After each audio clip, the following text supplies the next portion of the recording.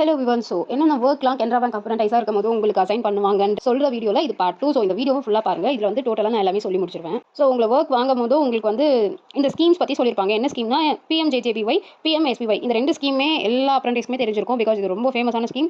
இதை டிடெக்ட் பண்ணுறதே அப்ரண்டைஸாக தான் இருப்பாங்க. இது ரெண்டுமே நீங்களே டிடெக்ஷன் பண்ணணும். அண்ட் இதை பற்றி கஸ்டமருக்கு எக்ஸ்பிளைன் பண்ணி சில கஸ்டமருக்கு தெரியவே தெரியாது. பட் மணி டிடெக்ட் ஆன அப்புறம் கஸ்டமர் வந்து உங்களை கத்துவாங்க.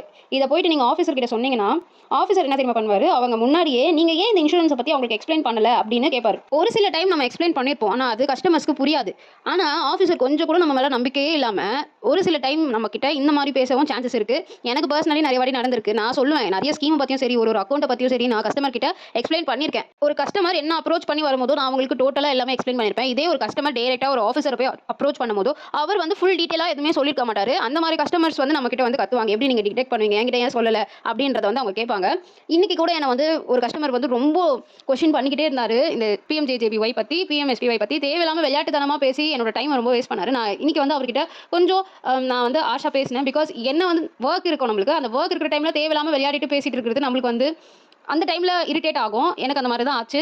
இதை நம்ம எக்ஸ்பிளைனே பண்ணாலும் அது அவங்களுக்கு சில டைம் புரியாது. அதை அவங்க வந்து அதே கோவத்தை போயிட்டு ஆஃபீஸர் கிட்ட காட்டும் போது ஆஃபீஸர் கொஞ்சம் கூட யோசிக்காமல் நம்மளே திட்டுவார். இது எனக்கு நடந்த சில டைம் வந்து ஒரு டார்கெட்ஸ் கொடுப்பாங்க. ஒரு நாளில் 10 பண்ணணும், ஒரு நாளில் 20 பண்ணணும் அப்படின்ற ஒரு சில டார்கெட்ஸ் கொடுப்பாங்க. அந்த மாதிரி டார்கெட்ஸ் அப்போ உங்களுக்கு ஒரு 5 PM வரைக்கும் கூட உங்களுக்கு ஒர்க் இருக்கும். அதை தாண்டி 5:30 ஆனாலுமே நீங்கள் வந்து கண்டிப்பாக அந்த பிஎம்ஜேஜேபிஒய், எஸ்பிஒய் போடாமல் அங்கே வந்து நகர்ந்து போகவே முடியாது. நான் 6 o'clock வரைக்குமே எனக்கு ஒர்க் இருந்தும் கூட 6 to 6:30 வரைக்குமே இந்த டிடெக்ஷன் வேலையை நான் பண்ணிட்டு இருந்தேன். ஏன்னா இது பண்ணாமல் நீங்கள் எழுந்து போகக்கூடாது, இது பண்ணாமல் நீங்கள் போகக்கூடாது, பண்ணிட்டு போங்கம்மா, என்ன ஆனாலும் பரவாயில்ல பண்ணிட்டு போங்கம்மா, அந்த மாதிரி தான் உங்களை வந்து அவங்க சொல்ல போகிறாங்க. நீங்கள் வந்து இது பண்ணாமல் ஒரு நாள் மட்டும் ஸ்கிப் பண்ணிட்டு போயிடலான்றதுலாம் அவங்க கிட்ட வேலைக்கே ஆகாது. நம்ம அதை பண்ணிட்டு தான் போய் தான் ஆகணும். இன்னைக்கு கூட நான் வந்து கிட்டத்தட்ட ஒரு 7 அக்கௌண்ட்ஸ் கிட்ட வந்து ஓப்பன் பண்ணியிருக்கேன். ஆஃபீஸர் நினைச்சிருந்தா அவர் சொல்லியிருக்கலாம், ஒரு 3-4 அக்கௌண்ட்டோட அவர் வந்து இத்தோட நாளைக்கு வாங்கன்னு அவர் சொல்லியிருக்கலாம். ஆனால் அவர் அப்படி சொல்லலை. அவருக்கு என்ன, யாரோ ஒருத்தங்க அக்கௌண்ட் ஓப்பன் பண்ணுறாங்க, அது எத்தனையா இருந்தால் நம்மளுக்கு என்ன. அவங்களுக்கு இப்போ ஒரு ஆஃபீஸர்னா காசா ரிலேட்டட் ஒர்க்கு தான் அவர் பண்ண போறாரு. ஏதாச்சும் ஒரு ஒர்க்கு தான் கோல்டு ரிலேட்டடாகவும் அட்வான்ஸ் ரிலேட்டடாகவும் அவர்கிட்ட வரப்போகுது. இப்போ நீங்கள் கோல்டு மேனேஜ் பண்ணுற மேடம் கிட்ட போய் பார்த்தீங்கன்னா, சார் கிட்ட போய் பார்த்தீங்கன்னா அவங்க கோல்டு தான் மேனேஜ் பண்ணுவாங்க. இதே வந்து நீங்கள் வந்து ஒரு அட்வான்ஸ் லோன் பார்க்குறவங்க கிட்ட போய் பார்த்தீங்கன்னா அவங்களும் அதை தான் பண்ணுவாங்க. அதை தவிர்த்து வேற ஒர்க் வந்து அவங்க பண்ணுற மாதிரி இருக்காது. என்னைக்காச்சும் ஒரு நாள் காசால இருக்கிற ஒரு சாரோ மேடமோ ஒரு ஆப்சென்ட் ஆகும்போது தான் நம்ம வந்து அட்வான்ஸையோ இல்லை கோல்டையோ நம்ம வந்து காசால பார்க்க முடியும். ஆனால் ஒரு அப்ரண்டைஸாக இருக்கும்போது ஓவரால் 3 பேருமே, அதாவது கேஷியரும் சரி, ஆஃபீஸர்ஸும் சரி, இந்த கோல்டு பார்க்குறவங்களும் சரி, லோன் பார்க்குறவங்களும் சரி, காசா ரிலேட்டடும் சரி, மேனேஜரும் சரி, அவங்க ஒர்க்ஸ் சின்ன எல்லா ஒர்க்குமே உங்ககிட்ட தான் கொடுப்பாங்க. அது வந்து எல்லாருக்குமே அங்கே இருக்கிற பிரான்ச் எல்லாருக்குமே தெரியும். இப்படி தெரிஞ்சுமே கூட நம்மளுக்கு வந்து இப்போ கோல்டு ரிலேட்டடாக ஒரு ஒர்க் இருக்குன்றது தெரியும். நான் வந்து அந்த ஒர்க் பண்ணுறேன்றது ஓவரால் ஸ்டாஃப்ஸ் எல்லாருக்குமே தெரிஞ்சிருக்கும். அப்படி இருந்துமே கூட எங்கள் சார் வந்து அதை ஒரு வேலையாகவே கன்சிடர் பண்ணாமல் 5 அக்கௌண்ட், 6 அக்கௌண்ட், 7 அக்கௌண்ட்னாலும் வாங்கி பண்ணி கொடுங்க. அதுவும் அந்த ஃபார்மை எடுத்து கொடுக்கறதுக்கு ஃபைலிங் பண்ணுற ஒருத்தங்க இருந்துமே அவங்க அந்த வேலையை செய்ய மாட்டாங்க. அவங்க வந்து ஏதோ அவங்களுக்கு நம்ம சர்வெண்ட் மாதிரி அவங்க ட்ரீட் பண்ணுறாங்க. இந்த ஃபைலிங்லாம் பண்ணுறாங்க பார்த்தீங்களா, அவங்க வந்து அப்ரண்டைஸாக ஒரு ஒர்க் வாங்குறாங்க, இவங்க ஒரு ஒர்க் வாங்குறாங்க. இருக்கிற ஆஃபீஸர் கிளக்கு போதாதுன்னு இவங்க ஒரு தனிப்பட்ட ஒர்க், அதாவது இவங்க எடுத்து கொடுக்கணும் அந்த ஃபார்மை. அதை கூட அவங்க பண்ண மாட்டாங்க. அந்த ஃபார்மை வந்து opening form, signature card, JJBY, SBY எல்லாமே அட்டாச் பண்ணி ஒரு அக்கௌண்ட் ஓப்பனிங் ஃபார்ம் கொடுக்குறோம். அதை வந்து ஃபைலிங் பண்ணுறவங்க தான் இத்தனை நாளாக பண்ணிட்டு இருக்காங்க நம்ம அப்ரண்டைஸ் போகிற வரைக்கும். அதுக்கப்புறம் அப்ரண்டைஸ் வந்து இதே அவங்க கேர் பண்ணிக்கிறதே இல்லை. ஃபுல்லாக நீங்களே பண்ணிவிடுங்க அது மாதிரி கொடுத்துட்டு அதையுமே பண்ணிட்டு ஃபார்மையும் எடுத்து கொடுக்கணும். அதாவது நம்ம ஆல்ரெடி ஒரு ஒர்க்கில் இருப்போம், கோல்டில் ஏதோ ஒரு ஒர்க் பண்ணுறோம், இல்லை அட்வான்ஸ் லோனை பற்றி ஏதோ எழுதுறோம், அந்த மாதிரி இருக்கும் போதோ எங்கள் அக்கௌண்ட் ஓப்பனிங் ஃபார்ம் கொடுங்க அப்படின்னு சொல்லுவாங்க. அந்த டைமில் வந்து ஒன்றுமே பண்ண முடியாது. அக்கௌண்ட் ஓப்பனிங் ஃபார்ம் கொடுத்துட்டு அவங்க வந்து ஒரு 7 அக்கௌண்ட்னாலும் 8 அக்கௌண்ட்னாலும் வந்து போட்டு கொடுத்துட்டே இருப்பாரு. நம்ம வந்து அதை கிளியர் பண்ணிட்டே அக்கௌண்ட் ஓப்பன் பண்ணிக்கிட்டே இருக்கணும். இன்றைக்கி கூட கிட்டத்தட்ட நான் 7 அக்கௌண்ட்ஸ் கிட்ட ஓப்பன் பண்ணிட்டேன். அவ்வளோ டைம் ஆகுது. 6 o'clock ஆகிற வரைக்கும் நம்ம அங்கே ஒர்க் பண்ணுறோம். ஆனாலுமே 6 to 6:20க்குள்ளே ஜேஜேபிஒயோ எஸ்பிஒயோ போட்டு தான் ஆகணும். அது வந்து அதில் அது போடாமல் அங்கே வந்து இம்பார்ட்டண்டான விஷயம் என்னன்னா, இன்ஸ்பெக்ஷனுக்கு எக்ஸ்ட்ரா ஸ்டாஃப்ஸ் யாராவது பேங்க்குக்கு வந்திருக்காங்கன்னா அவங்க இப்போ நம்ம இருக்கிற வரைக்கும் தான் ஸ்பேஸ் அவைலபிலிட்டி இருக்கும், அந்த சேர்ஸ் இருக்கும். அவங்க எக்ஸ்ட்ரா ஸ்டாஃப்ஸ் வரும்போது அந்த சேர்ஸ் இருக்காது. மற்றவங்க சேர்ஸில் போய் அவங்க உட்கார மாட்டாங்க, மற்றவங்க சீட்டை ஆக்குபை பண்ண மாட்டாங்க.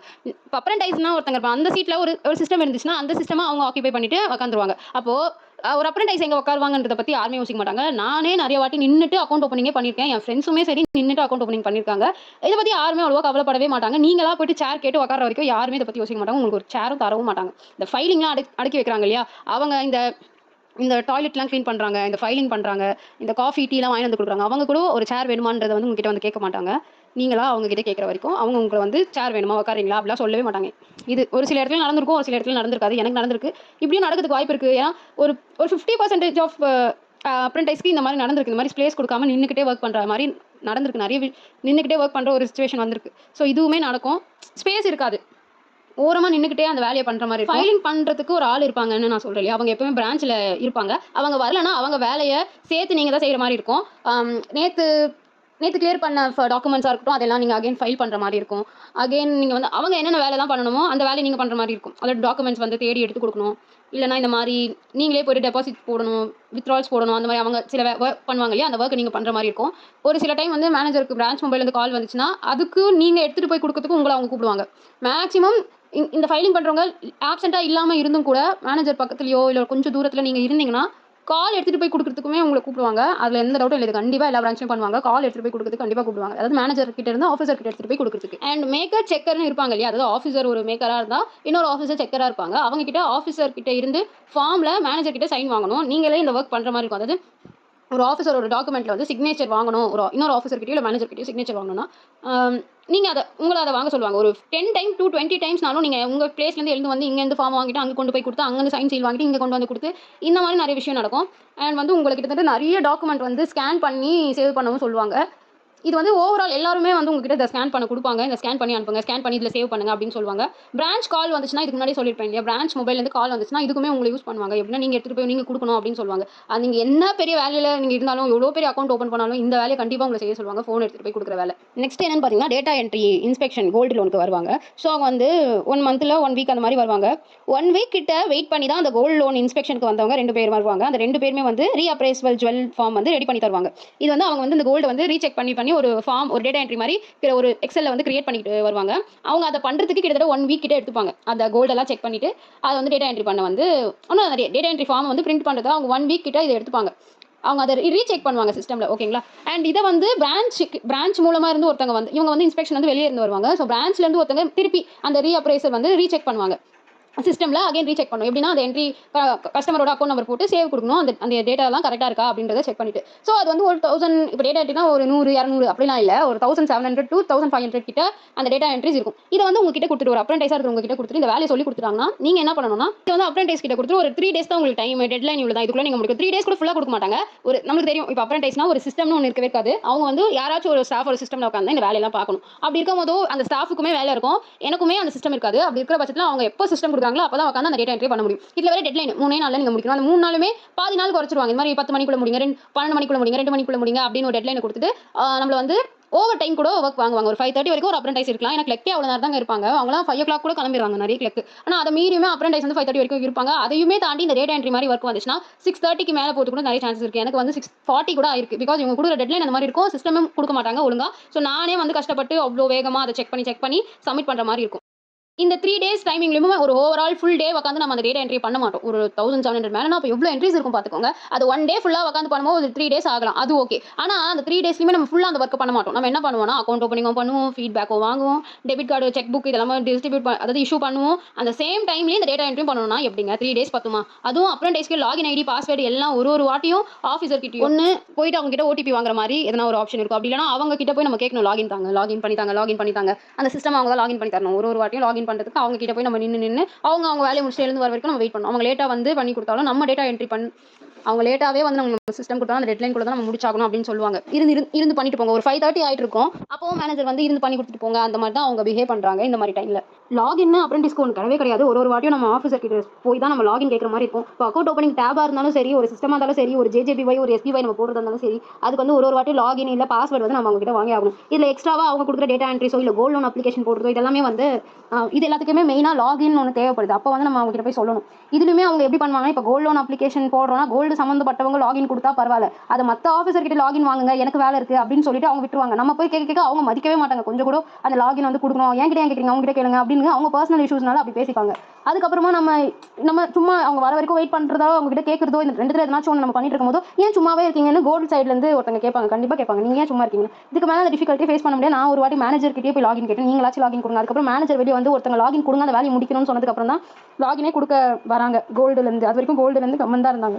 லாகினுக்குமே நம்ம ரொம்பவே கஷ்டப்பட வேண்டியது வரும். லஞ்ச் பிரேக் பற்றி சொல்லி ஆகணும். லஞ்ச் பிரேக்கில் என்னோட பிரான்ச்சில் எப்படின்னா, நான் வந்து எங்கே சிஸ்டம்ஸ் இருக்கோ அங்கே உட்காந்து சாப்பிட்றது தான் நான் எப்பவுமே அந்த மாதிரி தான் சாப்பிடுவேன். எப்பவுமே ஸ்டாஃப்ஸ் எல்லாரும் ஒன்றா உள்ளே போய் சாப்பிட்றாங்க, நான் போக மாட்டேன். வெளியே ஒரு 2-3 பேர் உட்காந்துட்டு இருக்காங்கன்னா அவங்க கூடயே நான் வந்து என்னோட பிளேஸ்லேயே உட்காந்து லஞ்ச் சாப்பிடுவேன். ஸோ அந்த டைம் என்ன ஆகும்னா இப்போ ஒரு 2:00 லஞ்சுனா, கோல்டு லோனும் சரி, மத்த காசாஸும் சரி, அந்த 2:10 வரைக்குமே அந்த வொர்க் பண்றாங்க. கஸ்டமர்ஸுமே கொஞ்சம் கூட அண்டர்ஸ்டாண்ட் பண்ணிக்காம, அவங்க இஷ்டம் போல, எப்பவும் போல அவங்க வேலை முடியணுன்றதுக்காக அவங்க பண்ணுவாங்க. 2:10 ஆனாலுமே கஸ்டமர்ஸ்க்கு எவ்ளோ சொன்னாலும் புரியாது. வேலைய முடிச்சுட்டு தான் அவங்க போவாங்க. 2:10க்கோ இல்ல 2:15க்கோ லைட்ஸ்லாம் ஆஃப் பண்ணிட்டு 3 பேர் இருந்து சாப்பிடும்போதோ, மத்தவங்க ஸ்டாஃப்ஸ்லாம் உள்ள இருப்பாங்க. அவங்க எப்பயும் சாப்பிடவே ஆரம்பிச்சிருப்பாங்க. ஸோ நான் வந்து இந்த மாரி சாப்பிட உட்காரும்போது கஸ்டமர்ஸ் அப்பவும் சும்மா இருக்க மாட்டாங்க. வந்து வந்து கூப்பிடுறது, எதனா டவுட்ஸ் கேட்கறது, எதுனா வேணும்னு சொல்றது. அவங்களுக்கு ஒரு ஒரு வாட்டியும் நம்ம வந்து நாங்க லஞ்ச் டைம்ல இருக்கோம்னு எக்ஸ்பிளைன் பண்ணிக்கிட்டே இருக்கிற மாரி இருக்கு. சில பேர் வந்து சரி நம்ம வொர்க் பண்ணாலும் பரவால்ல. நம்ம அப்புறமா லஞ்ச் எல்லாம் முடிஞ்சதுக்கு அப்புறம் சாப்பிட்டுக்கலாம் அப்படின்னு இருக்கிறது ட்ரை பண்ணி பார்த்தாலுமே, அதுலயுமே டிஸ்டர்பன்ஸ் ஆகும். சாப்பிட்டு முடிச்சிட்டீங்களா? சாப்பிட்டு முடிச்சிட்டீங்களான்னு ஸ்டாஃப்ஸே நம்மள கேட்க ஆரம்பிச்சுருவாங்க. ஏன்னா அந்த வொர்க்கிங் டைம்ல நம்ம சாப்பிடும்போது இந்த மாரி டிஸ்டர்பன்ஸுமே வரும். ஸ்டாஃப்ஸே கேட்பாங்க சாப்பிட்டு முடிச்சிங்களா? சாப்பிட்டு முடிச்சிங்களான்னு. பிகாஸ் வொர்க் டைம்ல நம்ம வொர்க் பண்ணலாம். லஞ்ச் டைம்ல லஞ்ச் தான் சாப்பிடணும். அத விட்டுட்டு கஸ்டமர்ஸ் வந்து நம்மள வொர்க் வாங்கும்போது இந்த ஸ்டாஃப்ஸ் எல்லாருமே கம்முனு தான் இருக்காங்க. என்னாலயுமே அது அவ்வளவா எதிர்த்துலாம் அவங்கள சொல்ல முடியாது. லஞ்ச் டைம் உட்காருங்கன்னு சொல்லுவேன். வேற எதுவுமே நம்மளால பண்ண முடியாது. அவங்க அண்டர்ஸ்டாண்ட் பண்ணிக்கிட்டா ஓகே. விஷயம் கிளர்க் லீவ்ல இருக்கும்போது கிளர்க்கோட பாதி வேலை அதாவது பாஸ்புக் என்ட்ரி, செக் என்ட்ரி எல்லாமே வந்து நீங்க பண்ற மாரி இருக்கும். மேபி உங்களுக்கு அந்த வொர்க் அவங்க கத்து குடுத்துருந்தாங்கன்னா, அந்த வொர்க் எல்லாத்தையும் நீங்க பண்ற மாரி இருக்கும். கிளர்க் மேபி லீவா இருந்தாங்கன்னா, கிளர்க் லீவ்ல இல்லனாலும் சில டைம் அது உங்கள பண்ண சொல்லுவாங்க. எல்லா வொர்க்குமே பண்ற ஒரு ஆள் தான் இந்த அப்ரன்டைஸ். ஸோ ஓவரால் எல்லா பிரான்ச்லேருந்தும் அவங்களோட ஒர்க்ஸை கொடுப்பாங்க அப்ரன்டைஸாக இருக்கும் போதும். So current account, NRO accounts இதெல்லாமே நம்ம ஓப்பன் பண்ணியிருக்கோம். ஸோ நான் வந்து NRO account, NRE account, current accounts எல்லாமே ஓப்பன் பண்ணியிருக்கேன். இதெல்லாமே ஓப்பன் பண்ணவும் சொல்லுவாங்க. ஸோ இதுலையுமே சில டிஃபிகல்ட்டி நம்ம ஃபேஸ் பண்ணுவோம். அதை நம்ம பண்ணும்போது தான் தெரியும். அண்ட் சில பேருக்கு ஃபீல்டு ஒர்க்லாம் சொல்லியிருக்காங்க. ஃபீல்டு ஒர்க் வந்து அப்ரன்டைஸோட இது கிடையாது. அப்படி சொன்னாங்கன்னா நீங்கள் தைரியமாக வந்து ஃபீல்டு ஒர்க் நான் பண்ண மாட்டேன்னு நீங்கள் தைரியமாக சொல்லலாம். ஃபீல்டு ஒர்க் மட்டும் ஒத்துக்கவே கூடாது. ஒரு கேஷுவல் லீவ் தான் தருவாங்க. அது வந்து பெய்டு லீவு. மற்றபடி நீங்கள் அதுக்கப்புறம் எந்த லீவ் எடுத்தாலும் அது வந்து லாஸ் ஆஃப் பேல தான் போகும். சில டைம் வந்து என்னோட மேனேஜர் தேவையில்லாம கூட என்ன வந்து 6 o'clock வரைக்கும் உட்கார வச்சிருக்காங்க. நான் ஒரு 5:10, 5:15க்கு எனக்கு ஒர்க்கே இருக்காது. சுத்தமா ஒர்க் இருக்காது. ஸோ நான் ஒரு 5:15 எல்லா ஒர்க்கும் முடிச்சுட்டேன்னா ஒரு 5:15 நான் போயிட்டு நான் கிளம்பட்டுமான்னு கேட்கும்போது கூட என்ன வந்து இன்னும் கொஞ்சம் நேரம் இருங்கன்னு தேவையே இல்லாம அவங்க என்ன உட்கார வச்சிருக்காங்க. ஸோ அங்க ஸ்டாஃப்ஸ் எல்லாம் கிளம்பும்போது என்ன கேட்டு கூட இருக்காங்க. நீங்க ஏன் உட்காந்துட்டு இருக்கீங்க? கிளம்ப வேண்டியதானே அப்படின்னு அவங்க பாட்டுட்டு என்ன கேட்டுட்டு நான் என்ன சொல்லுவேன், மேனேஜர் உட்கார சொன்னாங்க அப்படின்னு சொல்லிட்டு அவங்க பாட்டுட்டு போயிட்டே இருப்பாங்க. ஸோ அதுக்கப்புறமா ஒரு 6 o'clock ஆனோட மேனேஜர் வந்து நீ கிளம்புமா அப்படின்னு சொல்லுவாங்க. ஸோ எனக்கு இந்த மாதிரி ஆட்டிடியூட்லாம் சுத்தமாக பிடிக்கல. தேவையில்லாம ஒருத்தங்க ஏன் உட்காரணும்? ஏதாச்சும் வேலை இருந்தால் பரவாயில்ல செய்யலாம். வேலை இருந்துச்சுன்னா நான் 6 மணி வரைக்கும் 6:40 வரைக்கும் கூட நான் வந்து வெயிட் பண்ணி அந்த ஒர்க்லாம் பண்ணியிருக்கேன். 6 to 6:40 கூட ஆயிருக்கு. அந்த ஒர்க்கை முடிச்சு கொடுத்து நான் போயிருக்கேன். நான் வேலையே இல்லாமல் ஒரு சர்டன் டைம் வந்து என்ன அவங்க உட்கார வச்சிருக்காங்க பிரான்ச்சில். ஸோ இதெல்லாமே எனக்கு சுத்தமாக பிடிக்கல. ஸோ நீங்கள் ஒரு அப்ரன்டைஸாக ஜாயின் பண்ணுற ஐடியாவில் இருந்தீங்கன்னா இதெல்லாம் கண்டிப்பாக நடக்கும். அப்ரன்டைஸ் கெனரா பேங்க்ல ஜாயின் பண்ணணும்னு நினைக்கிற ஒவ்வொரு அப்ரன்டைஸுமே இதை பாருங்க. இந்த வீடியோ வந்து இதுக்காக தான் நான் கிரியேட் பண்ணேன். இங்கே ஒர்க் வந்து இப்படி தான் இருக்கும். இந்த ஒர்க் இப்படி தான் இருக்கும்ன்றத நான் ஜாயின் பண்ணுறதுக்கு முன்னாடி யாராச்சும் வீடியோ போட்டு நான் பார்த்துருந்தேன்னா கண்டிப்பாக நான் இதில் ஜாயின் பண்ணியிருக்க மாட்டேன். பெட்டராக நான் வேறு கார்ப்பரேட்டில் கூட நான் ஒர்க் போய் ஜாயின் பண்ணியிருப்பேன். இதில் ஜாயின் பண்ணியிருக்க மாட்டேன். பிகாஸ் இங்கே எனக்கு ரெஸ்பெக்ட்டுமே கம்மியாக தான் இருக்குது. ஆக்சுவலாக இப்போது நம்ம எல்லாருக்குமே நம்ம ஹோம்லேருந்து நியரஸ்ட் பிரான்ச் தான் நம்ம சூஸ் பண்ணுவோம். ஸோ அப்படி சூஸ் பண்ணும்போது நம்ம வீட்டுக்கு பக்கத்தில் இருக்கிற ரிலேட்டிவ்ஸும் சரி, நம்ம ஃப்ரெண்ட்ஸும் சரி அந்த பிரான்ச்சுக்கு விசிட் பண்ணுறாங்க. அப்படி விசிட் பண்ணுற டைமில் நம்மளுக்கு பிளேஸ் இல்லாமல் நம்ம நின்றுட்டு ஒரு ஒர்க்கு பண்ணுறோன்னா அவங்க முன்னாடி நம்மளோட ரெஸ்பெக்ட் என்ன ஆகும்? ஸோ எல்லாருமே ரெஸ்பெக்டோட வளர்ந்துருப்போம். ஸோ நம்மளுக்கு வந்து இந்த ஜாப்பை சூஸ் பண்ணுறதுக்கு முன்னாடி இப்படி சூஸ் பண்ணுங்கள். இப்போ நீங்கள் ஒரு கார்ப்பரேட் செக்டாரில் உங்கள் மேனேஜர் திட்டுறாங்கன்னா அது ஆஃபீஸ்க்குள்ளே உங்கள் கொலீக்ஸ்குள்ளே மட்டும்தான் அதை நீங்கள் ஃபேஸ் பண்ணுவீங்க. உங்கள் ரிலேட்டிவ்ஸோ இல்லை உங்கள் ஃபேமிலிஸோ இல்லை உங்களோட க்ளோஸ் ஃப்ரெண்ட்ஸோ உங்கள் வீட்டு பக்கத்தில் இருக்கிறவங்களோ அதை பார்க்க போகிறது கிடையாது. ஆனால் நீங்கள் பிரான்ச் வந்து நியரஸ்ட் பிரான்ச் எடுத்துகிட்டு அங்கே உங்களை இன்சல்ட் பண்ணும் போதும் மேபி அந்த டைம் உங்கள் ரிலேட்டிவ்ஸோ உங்களோட நியரஸ்ட் க்ளோஸ் உங்கள் வீட்டுக்கு பக்கத்தில் இருக்கிறவங்களோ அதை பார்த்துட்டாங்கன்னா அது எப்படி இருக்கும் நீங்களே திங்க் பண்ணி பார்த்துக்கோங்க. இப்படி தான் இருக்கும். அப்ரன்டைஸ் ஒர்க் இப்படி தான் இருக்கும். ஜாயின் பண்ணுறதுக்கு முன்னாடி நிறைய வாட்டி யோசிச்சுட்டு இல்லை ஜாயின் பண்ணுங்கள். இப்போதைக்கு நீடு அப்படின்னு சொல்லிட்டு ஜாயின் பண்ணிவிட்டு அப்புறமா ஃபீல் பண்ணக்கூடாது. ஸோ இது எல்லாமே பார்த்து தெரிஞ்சுட்டு அதுக்கப்புறமா ஒரு அப்ரன்டைஸாக நீங்கள் ஜாயின் பண்ணி ஒர்க் பண்ணுங்கள். இதோட இந்த வீடியோவை நம்ம வந்து முடிச்சுக்கலாம். ஸோ நெக்ஸ்ட் வீடியோவில் வந்து ரிசைனேஷன் ப்ராசஸ் பற்றி நான் சொல்ல போகிறேன். ஸோ அந்த வீடியோமே ரொம்ப ஹெல்ப்ஃபுல்லாக இருக்கும். ஸோ தெரியாமல் ஜாயின் பண்ணிட்டோம். சரி ரிசைன் பண்ணும்போது அதோட ப்ராசஸ் எப்படி இருக்கும்ன்றதே தெரிஞ்சுக்கலாம். ஸோ அதை பற்றி நான் நெக்ஸ்ட் வீடியோவில் கொண்டு வரேன்.